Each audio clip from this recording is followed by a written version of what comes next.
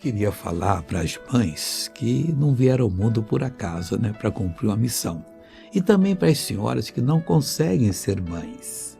Olha, Sara foi mãe com 89, missionário, mas não acontece comigo, não vai acontecer. Você já abriu a declaração que não acontece, como é que Deus poderia fazer uma bênção para você?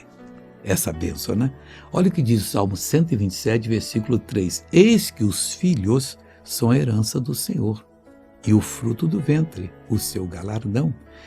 Quando o Abraão viu que Sara não ia conseguir ser mãe, já tinha passado muito tempo, que ela entrou na menopausa, não tinha mais óvulos para produzir, e tem os certos fenômenos que acontecem na mulher que faz com que ela engravide. Não tinha mais jeito, não. O Abraão disse: Senhor, quem vai ser o meu herdeiro? Vai ser o meu servo, o Damasceno? Não, o meu mordomo? Eu quero um herdeiro, e Deus deu o herdeiro para ele. Dá para você também.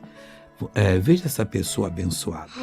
A mulher aberta desde quando eu nasci, eu era assim. Mas toda criança quando nasce, a mulher é aberta. Sim, mas a minha nunca fechou. Nunca fechou. Olha que milagre, olha aqui, pessoal. Porque agora eu posso apertar. Ele está desejando. You know, when a child is born, he has one. Graças a Deus. How old are you now? Sorry.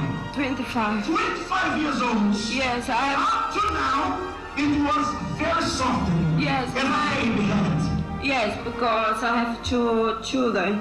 And my friends told me, Vera, your children have the head more strong than you. I say, I don't know why.